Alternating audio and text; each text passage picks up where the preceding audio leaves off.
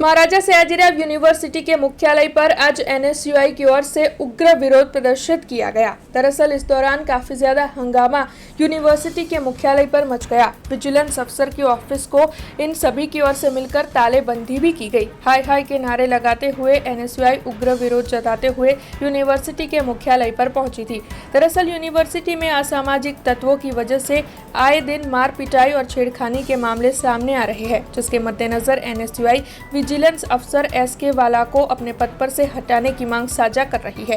University सलामती के नाम पर लाखों रुपए खर्च कर रही है, लेकिन फिर भी छात्रों को सलामती नहीं मिल पा रही है, ऐसे आरोप एनएसयूआई की ओर से लगाए जा रहे हैं। सिक्योरिटी और विजिलेंस अफसर की कामगिरी पर भी इन सभी की ओर से कई सवाल उठाए गए हैं।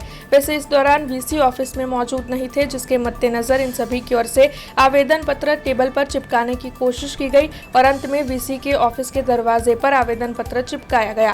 यूनिवर्सिटी विजिलेंस टीम फिर से शुरू करने की इन सभी की ओर से मांग रखी गई है और आने वाले दिनों में यूनिवर्सिटी के वीसी की ऑफिस को तालेबंदी करने की धमकी भी उपस्थित इन सभी की ओर से आज दी गई है।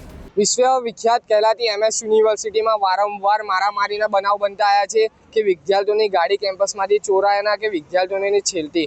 तो आज यूनिवर्सिटीना सत्ताधीशो विद्यार्थीओनी फीसमांथी दर वर्षे लाखों रुपयाना खर्चे सिक्योरिटी एजेंसीने टेन्डर आपे छे। तो शुं टेन्डरना पैसा विद्यार्थीओनी फीसने તરફેણમાં જાય છે, પરંતુ આ કેમ્પસમાં ક્યાંક ને ક્યાંક સિક્યુરિટીનો અભાવ જોવા મળે છે। આ અભાવ એટલા માટે છે કે સિક્યુરિટીના ટેન્ડરમાં આપેલા પૈસામાં કૌભાંડો થઈ રહ્યા છે। તો આજે યુનિવર્સિટીના વીસીને જગાડવાયા છે અને જગાડવાયા છે કારણ કે વિદ્યાર્થીઓને કેમ્પસમાં આવીને બહારના લુખ્ખા તત્વો દ્વારા મારવામાં આવે છે કે વિદ્યાર્થીઓની ગાડીઓને ચોરી કરવામાં આવે છે। આ સિક્યુરિટી ઓફિસમાં એક્સ રિટાયર્ડ ડીવાયએસપી વાળા સાહેબ પોતાને સાહેબ સમજી બેઠેલા જે વિદ્યાર્થીઓની ફીસમાંથી દર મહિને 45-50 હજાર રૂપિયાનો પગાર લે છે, પરંતુ કેમ્પસમાં ક્યાંક ને ક્યાંક જોવા નથી મળતા। આજે અમે એમની ઓફિસને તાળાબંધી કરીને એક સંદેશો આપવા માંગીશું કે તમારી આ યુનિવર્સિટીમાં સિક્યુરિટી વિજિલન્સ તરીકે કોઈ જરૂર નથી। એમને તાત્કાલિક ધોરણે રદ કરીને નવા વિજિલન્સ ઓફિસરની હાયર કરવામાં આવે, કારણ કે પહેલાના કામ કરતા વિજિલન્સ ઓફિસર બહુ સારા હતા, ત્યારે વિદ્યાર્થીઓને સેફટીનું અનુભવ થતું હતું, પરંતુ આ છેલ્લા 2 વર્ષથી આપેલા સિક્યુરિટી ટેન્ડરમાં ક્યાંક ને ક્યાંક ખબરડો જોવા મળી રહ્યા છે।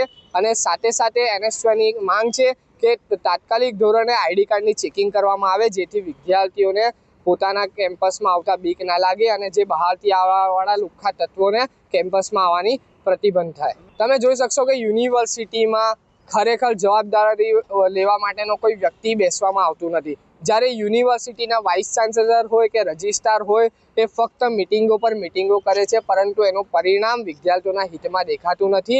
તો અમે એમને પણ ચીમકી આપીશું કે વિદ્યાર્થીઓ પોતાના હક માટે આવેદન આપવા આવતા હોય તો એમની ખરેખર આવેદન સાંભળીને અને એ વસ્તુનું અમલ કરવું જોઈએ અને જવાબદાર વ્યક્તિ પણ હેડ ઓફિસ પર કાયમ માટે બેસાડવામાં આવે તેવી પણ માંગ રહેશે। हमसे जुड़े रहने के लिए हमारे YouTube चैनल को सब्सक्राइब करें और नई वीडियो की नोटिफिकेशन के लिए बेल आइकॉन को दबाएं।